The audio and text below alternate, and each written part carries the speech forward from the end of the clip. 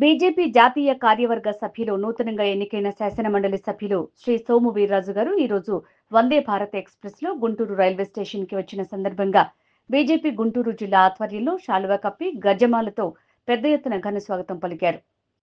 BJP MLC Somu Veerraju comments. Chandrababu Naidu నాయకత్వంలో రాష్ట్రం అభివృద్ధి చెందుతోంది. దేశం అన్ని అంశాల్లో మోదీ నాయకత్వంలో విస్తరణ జరుగుతోంది. 2019 తర్వాత రాష్ట్రానికి రాజధాని లేకపోవడం మన దురదృష్టకరం. రైల్వే స్టేషన్లు, హైవేలు ఆధునీకరణ చేయటం సంతోషం. రాష్ట్ర ప్రభుత్వం ఏ ఆమోదాలు పంపినా నిధులు మంజూరు చేయడానికి సిద్ధంగా ఉంది. కూటమి ప్రభుత్వంలో పెట్టుబడులు పెట్టేందుకు ముందుకు వస్తున్నారు. పోలవరంపై విఘ్నత లేకుండా వైసీపీ నాయకులు ప్రవర్తించారు. గడిచిన వైసీపీ పాలనలో అభివృద్ధి కుంటుపడింది. రాహుల్ గాంధీ మతతత్వ రాజకీయాలు చేస్తున్నారు. వక్ఫ్ బిల్లులో మహిళలకు ప్రాధాన్యం ఇస్తామని చెప్పాం. కాంగ్రెస్ ఎప్పుడు ఓటు బ్యాంక్ రాజకీయాలు చేస్తుంది. ఏపీలో నేను ఎప్పుడో లిక్కర్ స్కామ్ గురించి చెప్పాను. అప్పుడు నన్ను ఎగతాళి చేశారు. చీప్ లిక్కర్ ఎక్కువ రేటుకు అమ్మి డబ్బులు దోచుకున్నారు. వైసీపీ ప్రభుత్వంలో లిక్కర్పై పెద్ద ఎత్తున అవినీతి జరిగింది. లిక్కర్ స్కామ్ పై సమగ్ర విచారణ జరపాలి. విజయసాయిరెడ్డి బీజేపీ పార్టీలోకి ఎప్పుడొస్తాడో తెలియదు. వేరే పార్టీల నుంచి వచ్చేవారని పార్టీ హైకమాండ్ నిర్ణయిస్తుంది. ఆంధ్రప్రదేశ్ చంద్రబాబు నాయుడు గారి యొక్క లీడర్షిప్లో బహుముఖంగా అభివృద్ధి చెందేటువంటి అనేక ప్రణాళికలు ప్రతిరోజు ప్రతి క్షణం రూపకల్పన జరుగుతూ ఉన్నాయి. ఇవాళ దేశం ప్రగతి పదంలో మోడీ గారి నాయకత్వంలో ఏ విధంగా అన్ని అంశాల్లో అభివృద్ధి చెందుతుందో, green energy, highways, railways, airways, ఈ విధంగా అనేక రంగాల్లో విస్తరణ జరుగుతూ ఉంది.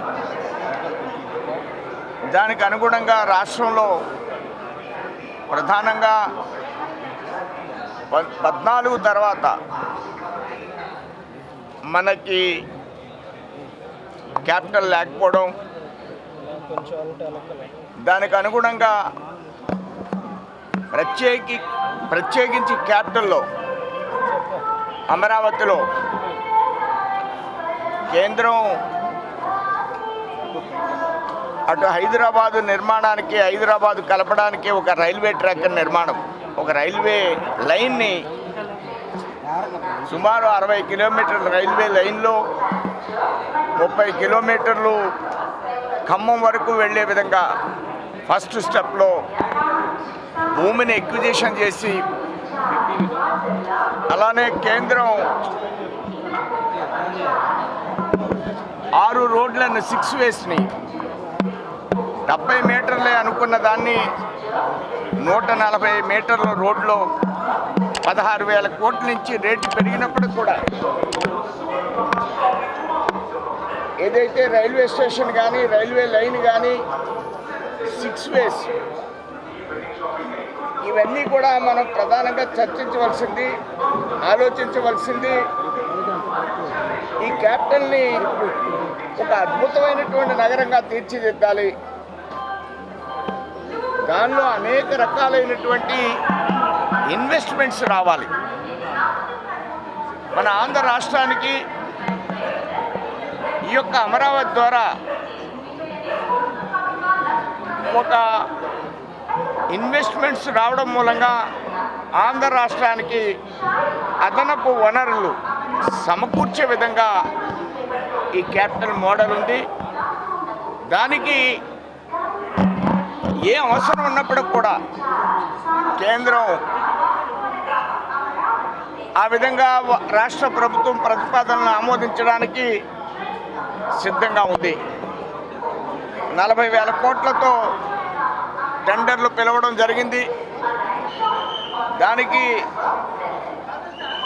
వరల్డ్ బ్యాంక్ కానీ, అలానే హడ్కో కానీ, కేంద్రం ఇచ్చేటువంటి గ్రాంట్ కానీ, ఇలాంటి అంశాలతో పాటు ప్రధానంగా ఈ రాష్ట్రానికి క్యాపిటల్ కావాలి.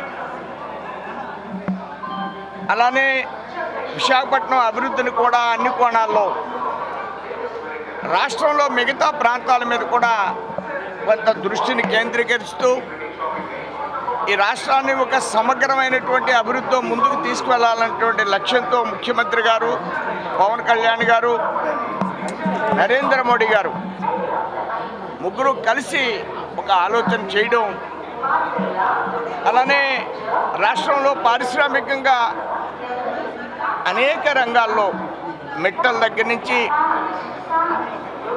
అలానే రిలయన్స్ సిఎన్జి 500 యూనిట్స్ పెడతామని అన్నారు. ముందస్తుగా 100 యూనిట్స్కి ప్లాన్ జరుగుతుంది. ప్రతిరోజు ఏదో పరిశ్రమ ఆంధ్ర రాష్ట్రానికి ఆలోచన జరుగుతుంది.